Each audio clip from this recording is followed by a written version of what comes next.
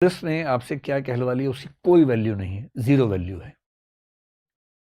Police ने आपको बुलाया पुलिस स्टेशन में, कहा मारूंगा कस के, बोल तूने चोरी की है।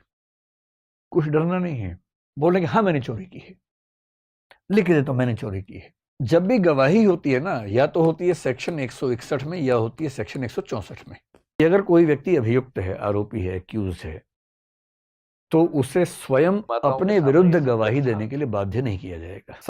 और वो संकट होता ही, जैसे मैंने आपको नॉर्थ कोरिया के नाम से कहानी सुनाई, अगर पुलिस साबित करने पे आ जाए तो साबित तो हो ही जाता है। तो हमारी कानून व्यवस्था ने, जो कि उस समय हमारे संविधान की बहुत सारी बातें ऐसी हैं जो 1935 के एक्ट में थी, इंग्लैंड के सिस्टम में थी, आईपीसी हमारा, सीआरपीसी हमारा, इंडियन एविडेंस एक्ट हमारा, ये सब उस समय की अंग्रेज शासकों ने बनाए जो इंग्लैंड के सिस्टम से मिलता जुलता था। जगह जगह इस बात की सावधानी रखी गई कि कहीं पुलिस थर्ड डिग्री का इस्तेमाल करके लोगों को मजबूर ना कर दे अपने अपराध मानने के लिए जो उन्होंने किए भी ना हो, तो उनको बचाना बहुत जरूरी है। तो हमारे संविधान में, संविधान क्या है? संविधान का मतलब है सबसे महत्वपूर्ण और सबसे बुनियादी कानून जिस पर देश चलता है। बाकी भी कानून है, पर बाकी कानून उसके नीचे है, उसके अनुसार चलते हैं, लेकिन सबसे महत्वपूर्ण जो कानून होता है उसको बोलते हैं संविधान या constitution.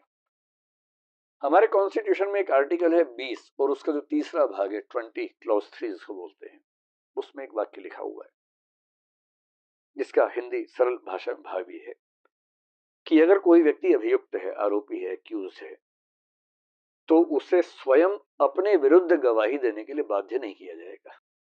Someone accused for any crime shall not be compelled to be a witness against himself. आप पर कोई आरोप लगा दिया किसी ने, आरोप तो कोई भी लगा सकता है, किस पे नहीं लगते आरोप।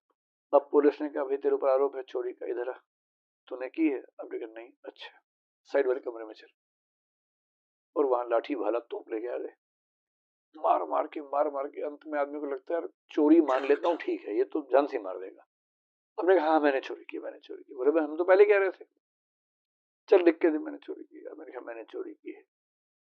अदालत में देखा है, हाँ जी इसने चोरी की है, वो लिख के दे रहा है, बोल भी रहा है, रिकॉर्डिंग में है इसकी पूरे से। जज ने कहा अच्छा तुमने चोरी की है? आप कह रहे हाँ जी मैंने चोरी की है, तो जाओ फिर 1 साल के लिए जेल में। हो गया फैसला, केस बंद, पुलिस इफेक्टिव है, जबरदस्त तरीके से काम चल रहा है। पर ऐसी व्यवस्था तो हम में से कोई नहीं चाहता। तो संविधान ने लिख दिया भाई कि अगर कोई व्यक्ति अभियुक्त है तो उसको अपने विरुद्ध गवाही देने के लिए बाध्य नहीं कर सकते। आप कहेंगे बताओ तुमने किया है, नहीं, वो कहेगा नहीं पता, नहीं बोलूंगा, मैं अपने खिलाफ नहीं बोलूंगा किसी भी हाल में, मेरा कॉन्स्टिट्यूशनल फंडामेंटल राइट है, नहीं बोलूंगा। और ये राइट दुनिया के हर सभ्य देश में, केवल हमारे देश में नहीं, हर सभ्य देश में। फिर इस बात को और स्पष्ट करने के लिए एक कानून होता है सीआरपीसी, पता नहीं इसका नाम आप जानते हैं, क्रिमिनल प्रोसीजर कोड। एक है IPC, Indian penal code. IPC में लिखा है कौन सा काम अपराध है, कितनी सजा होगी, सब्सटेंटिव लॉ बोलते हैं। सीआरपीसी का मतलब है कि आपराधिक मामलों में अदालत में कार्यवाही कैसे चलेगी, क्रिमिनल प्रोसीजर कोड, प्रोसीजर के बारे में। जब भी गवाही होती है ना, या तो होती है सेक्शन 161 में या होती है सेक्शन 164 में। जब पुलिस गवाही लेती है तो 161 में लेती है, और जज जो गवाही लेता है वो 164 में होता है, जिसको मजिस्ट्रेट बोलते हैं, या एडिशनल मजिस्ट्रेट हुआ।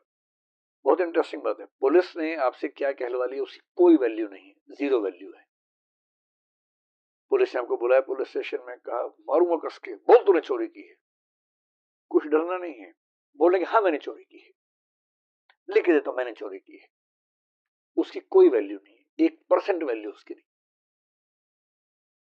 गवाही की वैल्यू केवल तब है जब वो सेक्शन 164 के तहत हुई हो, और 164 के तहत गवाही जो होती है वो मजिस्ट्रेट के सामने होती है, और मजिस्ट्रेट यानी कि जज, जो क्रिमिनल मामले में जज होता है उसको मजिस्ट्रेट बोलते हैं। और वो आपको सबसे पहले बोलेगा कि देखिए कन्फेशन करने की जरूरत नहीं है जब तक आपका मन ना करे। कन्फेशन का मतलब आपने इकबालिया बयान की, हाँ मैंने जुर्म किया है। वो साफ साफ बोलेगा कि कानून व्यवस्था के तहत आप कन्फेशन करने के लिए मजबूर नहीं है, ये आपकी चॉइस का मामला है। हाँ मेरे सामने आप कन्फेशन करेंगे तो ये एक सबूत बन जाएगा आपके खिलाफ, आप नहीं करेंगे तो आपकी चॉइस है, हम बाध्य नहीं कर सकते आपको। और फिर वो गवाही लेगा, पूरी गवाही नोट करेगा। नोट करने के बाद उस व्यक्ति को पढ़ के सुनाएगा कि भाई ये नोट किया है, सुन लो, ठीक है? वो कहेगा हाँ ठीक है, तब साइन करेगा वो व्यक्ति खुद भी, और जज भी साइन करेगा उस पे। और मजिस्ट्रेट साइन करने से पहले एक पैराग्राफ लिखना होता है कि सारे नियम समझा दिए गए थे और मुझे पूरा विश्वास है कि इस व्यक्ति ने दबाव में आकर यह बयान नहीं दिया है, ये भी लिखना पड़ता है।